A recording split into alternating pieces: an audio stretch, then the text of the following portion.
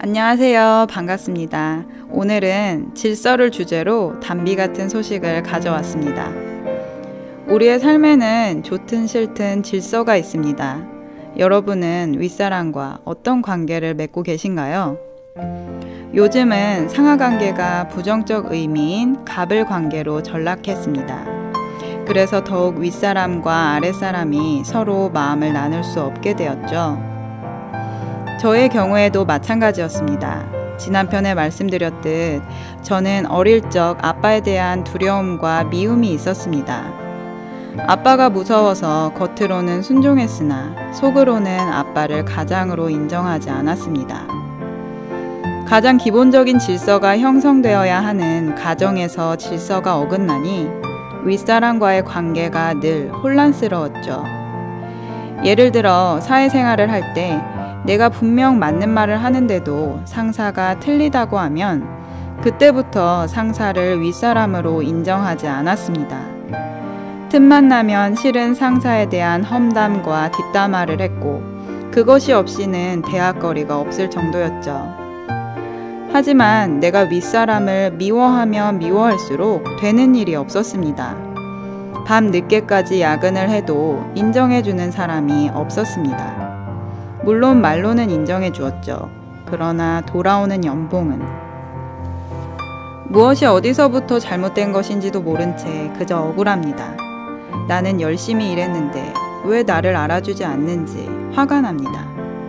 혼자 피해자인 양 사람과 세상을 원망하곤 했습니다. 그러다 제가 사람과 사람 치유센터에 와서 질서라는 단어를 들었을 때 저는 마치 질서를 처음 배우는 어린아이 같았습니다. 잘 아는 단어지만 가장 모르는 단어였죠. 질서? 왜 질서를 배워야 하지? 질서랑 내 삶이랑 무슨 상관이길래? 그런데 질서를 배우면 배울수록 놀라웠습니다. 인간관계의 질서를 알고 그 질서를 지키면 관계와 삶이 아주 깔끔하게 정리가 되기 때문입니다. 집안만 깔끔하게 정리되어도 기분이 좋아지는데 관계와 삶이 정리되면 내 영혼 깊은 곳에서부터 즐겁습니다. 소수의 사람들은 이 세상의 질서를 압니다. 신앙이 있든 없든 인격이 좋든 나쁘든 가난하게 자랐든 부자로 자랐든 상관없이 결국 사회에서는 인정을 받습니다. 그 모습을 지켜보는 저 같은 사람은 저런 사람도 잘 나가는데 왜 나는? 하면서 불공평한 세상과 내 팔자를 탓했고 어차피 열심히 해도 알아주는 사람 없으니 적당히 일하게 되죠.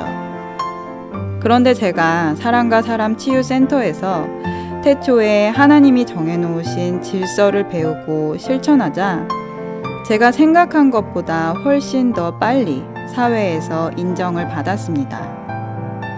목사님께서는 질서가 생소했던 저에게 가장 단순하고 쉬운 방법으로 질서를 실천해 보라고 하셨습니다. 첫 번째는 윗사람에게 공손히 인사할 것. 두 번째는 윗사람의 말에 네 해보겠습니다 라고 말하는 것이었습니다. 아주 쉬운 것 같지만 첫 번째부터 쉽지 않았습니다. 당시 제 또래의 상사가 있었는데 일 문제로 감정이 상해 있었기에 도저히 그 사람과는 말을 섞고 싶지 않았기 때문입니다.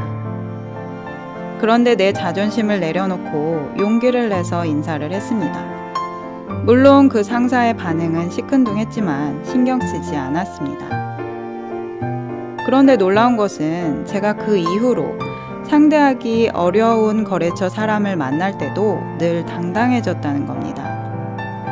상대가 나에 대해 별 관심 없는 것을 알면서도 웃으면서 인사하고 계속해서 연락을 할 수 있는 용기가 생겼고 그러면서 전혀 뚫리지 않았던 거래가 성사되는 일들이 생겼습니다. 저는 영업사원이었기에 실적이 곧 회사에서 인정받는 길이었습니다. 그렇게 제 삶에도 일하는 재미가 생기기 시작했습니다. 두 번째 실천 목록인 윗사람의 말에 네, 해보겠습니다 라고 말하는 것은 더더욱 어려웠습니다. 어느 정도 납득이 되는 짓이라면 어떻게든 했지만 말도 안 되는 지시를 내릴 때는 못하겠다고 거절했던 저였습니다. 그런데 목사님과 약속했고 하나님과 약속한 것이기에 저는 그 약속을 꼭 지키겠다고 마음 먹었습니다. 아니나 다를까 얼마 후 윗분으로부터 내 상식으로는 말도 안 되는 일을 주문받았고 저는 눈물을 머금고 네, 한번 해보겠습니다 라고 대답했습니다. 그동안 쌓아온 내 실적을 다 잃어버릴 수도 있는 그 일을 해야 한다는 것이 암담했습니다. 그렇지만 이미 한다고 한 일이기에 제가 할 수 있는 방법을 모두 동원해서 열심히 그 일을 마쳤습니다. 결과는 역시나 실패였습니다. 그동안 쌓아온 실적이 깎여 내려가고 있었습니다. 하지만 최선을 다했기에 후회는 없었습니다. 엄청 깨질 것을 각오하고 실적 보고를 위해 회의실로 들어갔습니다. 그런데 또 한 번 놀라운 일이 일어납니다. 그곳에서 제 실패를 나무라는 사람이 단 한 명도 없는 겁니다. 그저 돌파구를 찾아보라는 지시만 내려졌습니다. 심지어 그해 저는 예상보다 빠른 승진을 했습니다. 참 이상한 일이죠. 도대체 질서가 얼마나 중요하기에 내 실패에도 질책을 받지 않고 오히려 더 좋은 대가를 받게 되는 것인지요. 그 후 저는 사회생활이 진심으로 좋아졌습니다. 사회생활이 좋아졌다는 말은 사람이 두렵지 않다는 말입니다.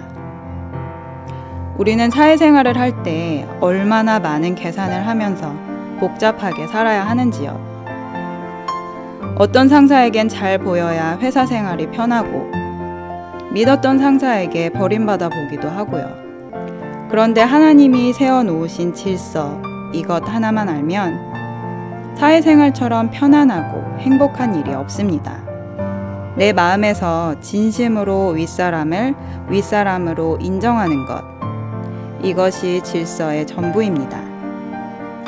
이 질서는 비단 직장뿐 아니라 가정에서도 교회에서도 어떤 곳이든 적용됩니다. 윗사람과의 관계가 내 삶의 질을 좌우합니다.